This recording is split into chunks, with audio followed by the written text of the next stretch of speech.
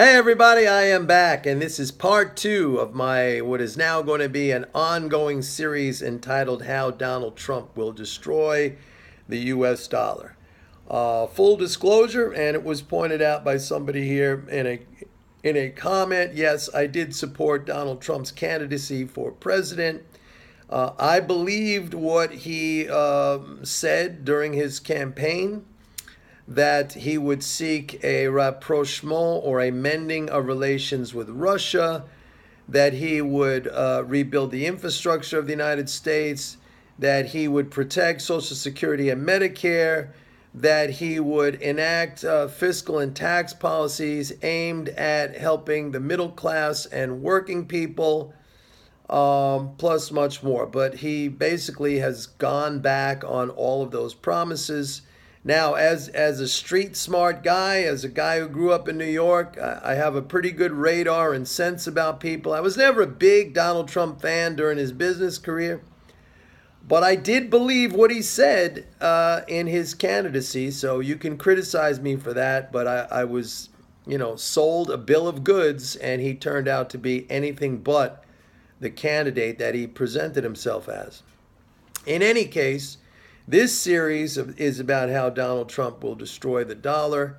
And as I mentioned in prior videos, the use of the US dollar and the dollar-based global transaction and clearing system as a weapon by US policymakers, fully supported by the Trump administration, and as a matter of fact, I would say taken to even a more aggressive level by Trump and Treasury Secretary Mnuchin. This has injected a very large amount of risk into the global financial system. And countries and large organizations are seeing this. And this is, by the way, what I believe to be behind the rise in cryptocurrencies and Bitcoin. These are symptoms of the world's desire to de-dollarize. You are seeing other symptoms and actual developments in this area, such as bilateral trade agreements between countries like Russia and China, the trading of oil in yuan, Russia and Venezuela, Venezuela and China, this sort of stuff. So it's happening all over now in an accelerated fashion. I've always said that the United States dollar would lose its reserve status one day, not because of all the crazy, ideas that the bearish dollar theorists have always put out there. U.S. consumes too much, where we spend. No, had nothing to do with that. I always said it would have to do with policy emanating from the United States, which literally made it harder to get dollars for the rest of the world. And that's what the sanctions and the use of the dollar as a weapon functionally does, all right? So, and Trump is fully behind this, and this is going to continue throughout his term as president. And if he is successful in getting a second term, it'll continue. By then, it'll be too late. The process will be irreversible.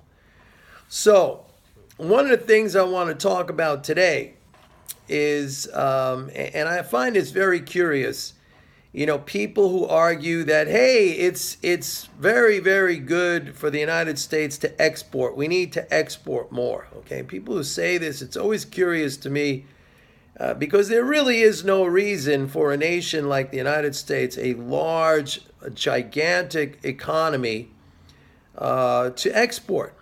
All right? There really is no reason. Exports are a cost, imports are a benefit. If you think about exports, basically that is a condition where we labor to produce goods and services, all right? We make stuff, automobiles, clothing, computers, machinery, maybe food, agricultural products, energy, oil, natural gas. So we labor to produce these things, and then we send them away for the benefit of foreigners to consume in exchange for their currency. You understand? So we labor to produce real assets that we need to consume in our lives. You're talking about things like vehicles and clothing and food and energy and computers and machinery. Then we send that away for foreigners to utilize and consume, and we get their currency. Now, to me, that doesn't seem like such a great deal because we're going to need those things anyway. All right? So working to produce those things only to send them away and have some foreign individual have the benefit of those things, to me seems like a bad deal. I don't see what is so hard to understand about exports being a cost to us in real terms. It might not be a cost in financial terms. We get somebody's money, but we need the stuff, okay? This whole notion of we need to be competitive, we need to be competitive. What is that? I mean, competitive for what reason? So that we are all in this same game of producing the same things, cars and clothing and electronics and food and energy, and then competing with each other to give it to somebody else. I mean, the whole notion seems really, really ridiculous to me. We need to be productive, yes. Productive means having the highest level of output for our effort, okay? Achieving the highest level of output for our effort. Productivity is a good thing. We need to be productive. But this notion of, you always hear this. You know, you hear this all the time, this buzz phrase, oh, we got to be competitive. We got to be competitive with who? With the Chinese to sell to the Germans, or with the Japanese to sell to the Chinese? Why? We need to consume those things ourselves. We need those things, those real assets ourselves. Those assets, those real assets define our standard of living. If we didn't have cars, if we didn't have clothing, if we didn't have food, if we didn't have computers, if we didn't have energy, what would you say? How would that characterize our standard of living? It would be pretty terrible. Those are the things that define our standard of living. Any country with a high standard of living has an abundance of those things that I mentioned. They don't make it and send it away. Okay, for what? A Chinese yuan. So we have people here making comments like, yay, that's fantastic. Trump, that's a win. He's going to win in 2020. He's increasing our exports. How is that good? You also have to understand that in the United States right now, in our economy, we're only using something like 75% of our industrial capacity. So 25% of our productive capacity is sitting there idle. It's not being used. And why is it not being used? It's not being used because people do not have sufficient income in this country to consume the output that we are capable of producing.